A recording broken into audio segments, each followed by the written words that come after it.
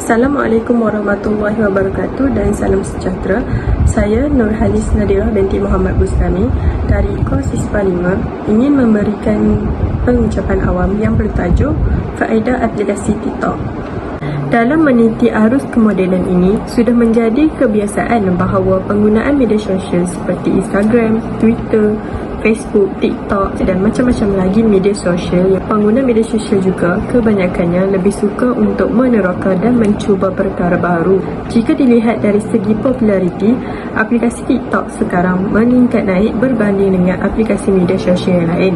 Tambah-tambah lagi di musim Perintah Kawalan Pergerakan PKP ini, lebih ramai rakyat Malaysia yang telah terjebak dengan aplikasi media sosial TikTok ini yang dulunya awal-awal dipandang remeh oleh kebanyakan rakyat Malaysia sendiri. Ramai orang yang beranggapan bahawa TikTok ini merupakan aplikasi yang tidak memberikan apa-apa faedah. Namun, TikTok sebenarnya mempunyai banyak faedah dan manfaat yang dapat kita perolehi jika digunakan dengan sebaik-baiknya. Antaranya dalam bidang pendidikan, fashion dan lain-lain.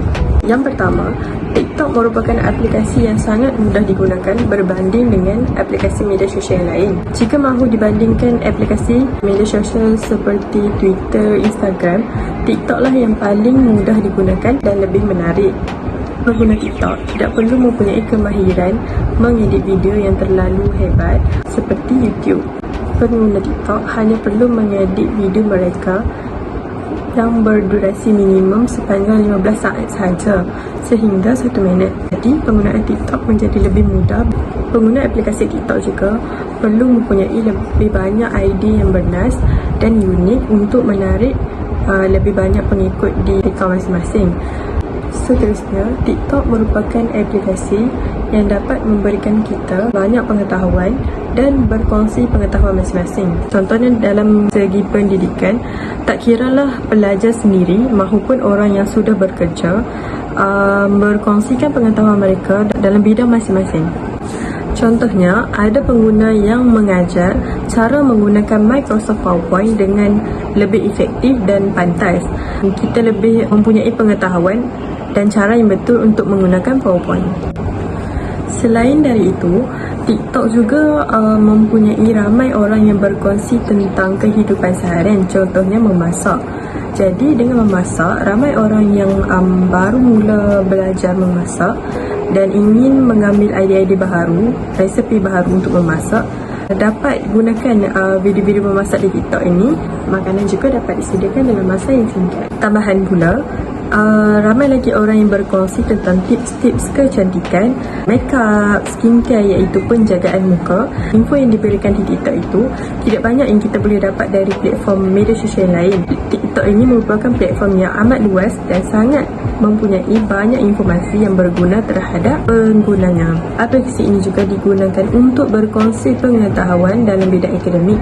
Ramai guru-guru yang menggunakan TikTok untuk mengajar. Hal ini kerana pada musim PKP ini, pelajar berada di rumah dan kerap menggunakan media sosial. Jadi pengetahuan tersebut dapat digunakan juga walaupun melalui TikTok. Pelbagai subjek yang dapat diajar, contohnya matematik, bahasa Korea, bahasa Arab dan macam-macam lagi. Semenjak viralnya aplikasi TikTok ini, ia sudah menjadi salah satu medan berdakwah bagi anak muda. Persepsi dulunya yang ada pada kebanyakan rakyat Malaysia ini yang anti dengan aplikasi tersebut, atau kita biasa dengar perkataan mengecam yang telah ditarik balik oleh kebanyakan daripada mereka.